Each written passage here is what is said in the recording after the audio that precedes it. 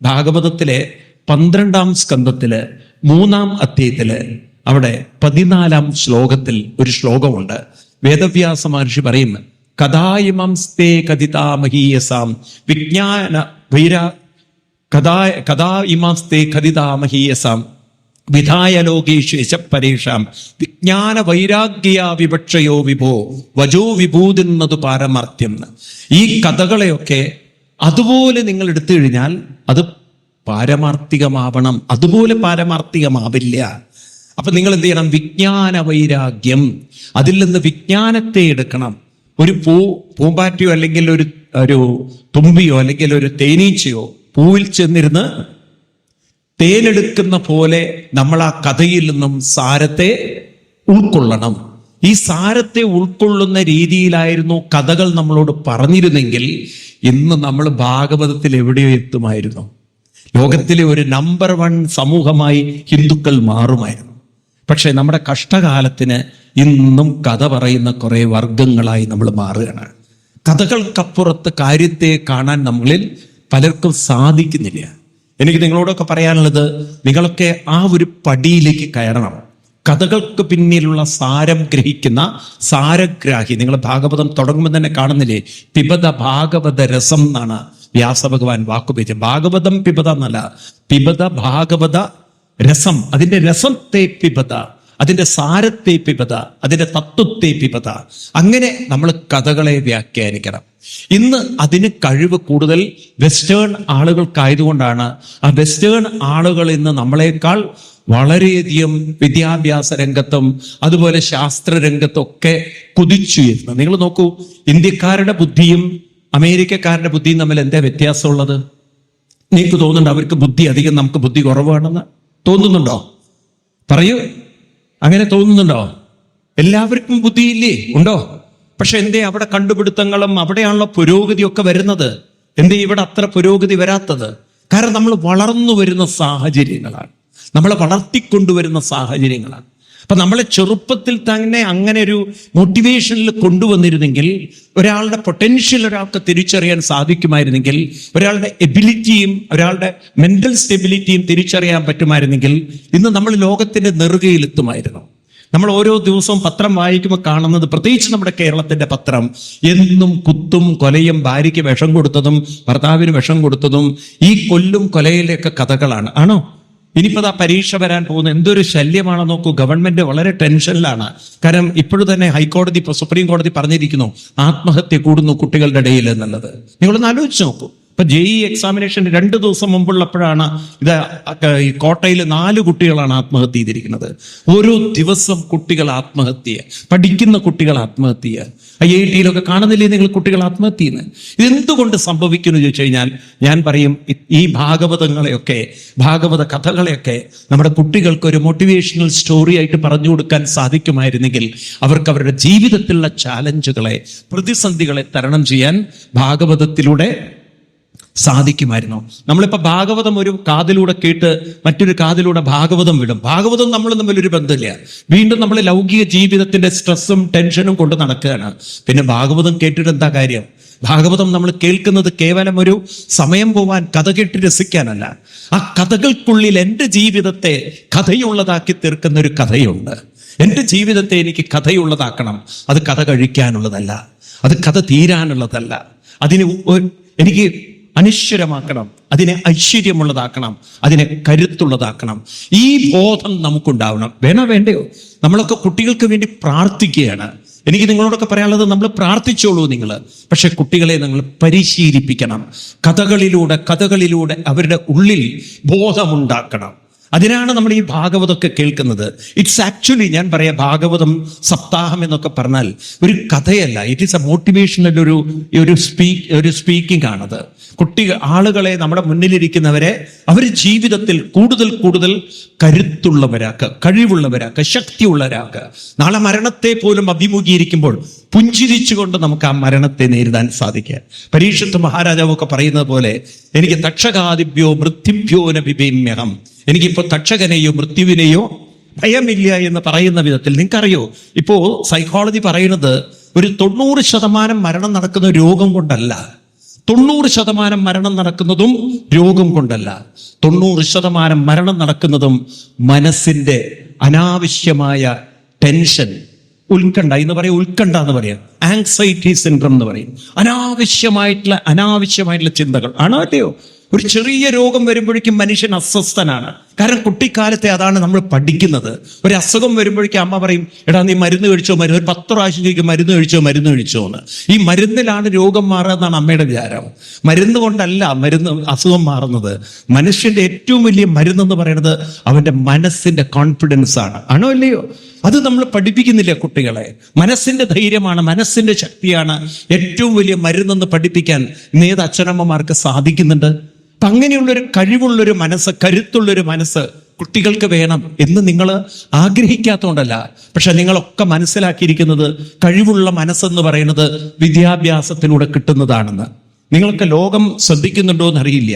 നിങ്ങൾക്കറിയോ, ലോകത്തിലെ ഏറ്റവും വലിയ സമ്പന്നനാണ്, ഏറ്റവും വലിയ കോടീശ്വരനാണ് എലൻ മസ്ക് എന്ന് പറയുന്ന ആള്. കേട്ടിട്ടുണ്ടോ നിങ്ങൾ? ഇന്നിപ്പോ നിങ്ങൾ അറിയോന്നറിയില്ല, ഈ അമേരിക്കയിലാണ് ഏറ്റവും ആദ്യമായിട്ട് ഇലക്ട്രിക്കൽ കാർ ഇറക്കിയത്. ടെസ്ല കാർ എന്നാണ് അതിന് പറയാം.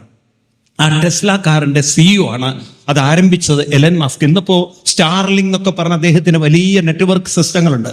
അതാണ് ഈ ഇസ്രായേൽ പോലുള്ള രാജ്യങ്ങളെ യുദ്ധത്തിൽ ജയിപ്പിക്കുന്നത്. മുഴുവൻ എലൻ മസ്കിന്റെ ബ്രെയിനാണ് അതൊക്കെ. അതേപോലെ തന്നെ എലൻ മസ്കിന്റെ മറ്റൊരു സാധനമാണ് ഇപ്പൊ നിങ്ങൾ കേൾക്കുന്നുണ്ടല്ലോ, എന്താണ് സ്പേസിൽ അവിടെ മനുഷ്യന് താമസിക്കാൻ പറ്റുന്ന സ്റ്റേഷൻസ് ഉണ്ടോ എന്നുള്ള, സ്പേസ് സ്റ്റേഷൻ എന്നൊക്കെ കേട്ടിട്ടുണ്ടോ നിങ്ങൾ? കേട്ടിട്ടുണ്ടോ? അവിടെ ആകാശത്തിൽ ആളുകൾ താമസിക്കുന്നത് കേട്ടിട്ടുണ്ടോ?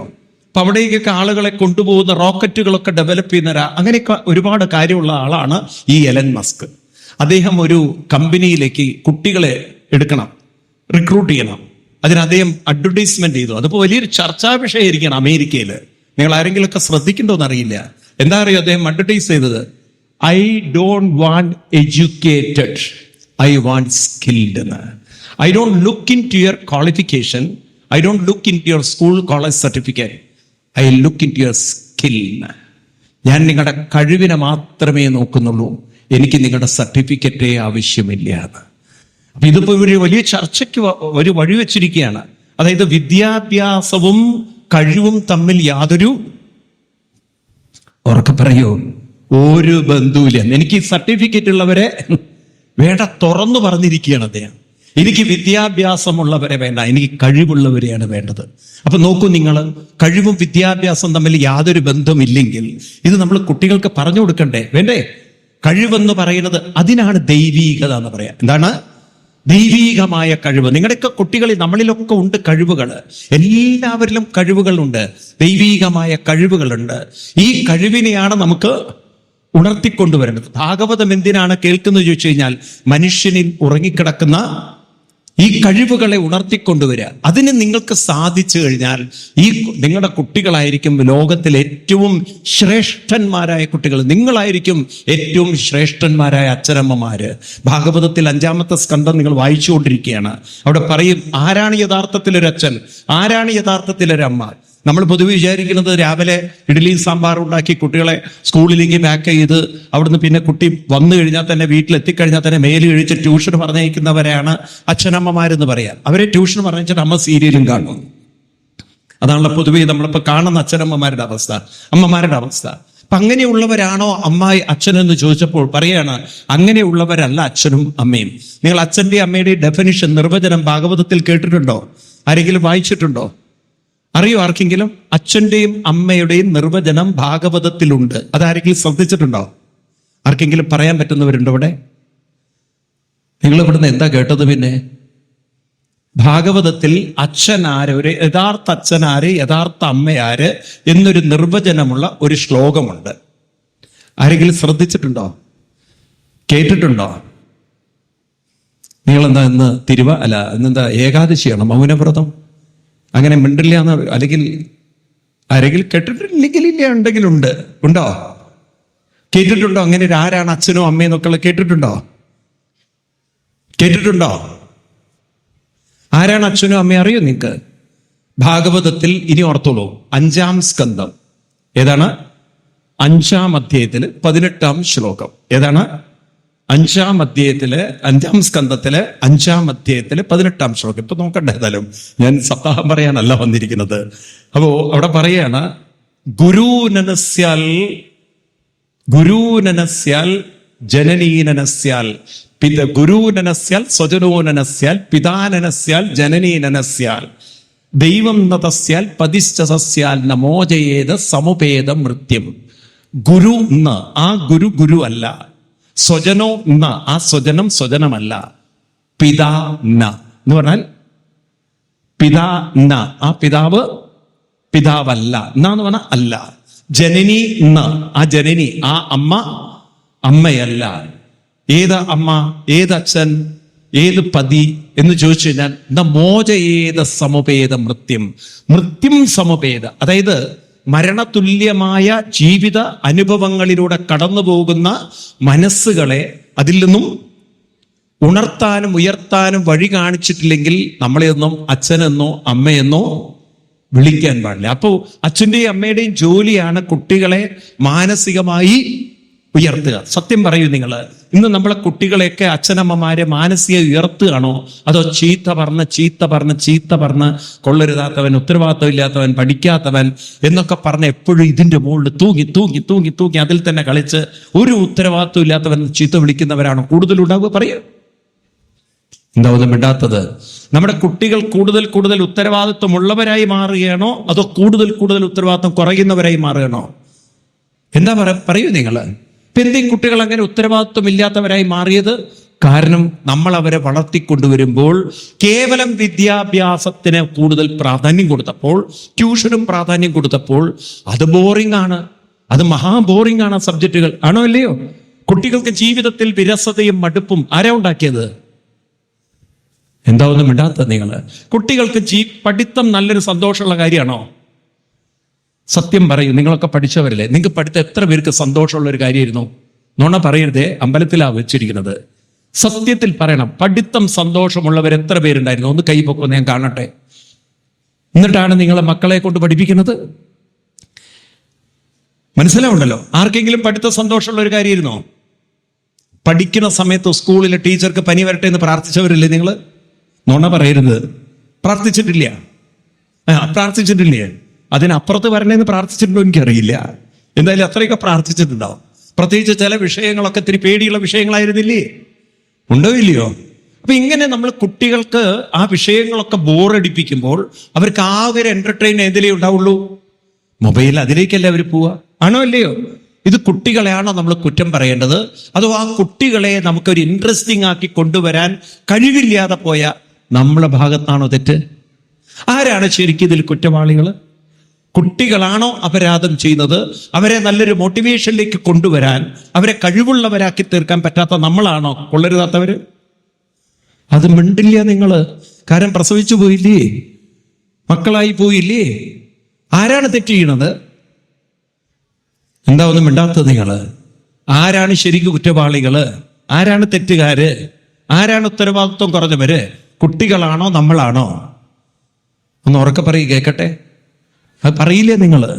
കാരണം എളുപ്പമാണല്ലോ മറ്റൊരാളെ ചീത്ത വിളിക്കല്ലേ. അപ്പൊ ഇവിടെയൊക്കെയാണ് ഭാഗവതത്തിൽ നമ്മുടെ ഉത്തരവാദിത്വം എന്താണ്, നമ്മുടെ ജോലി എന്താണെന്ന് നമ്മൾ തിരിച്ചറിയേണ്ടത്. അതിന് കുറച്ച് പണിയെടുക്കണം നമ്മൾ.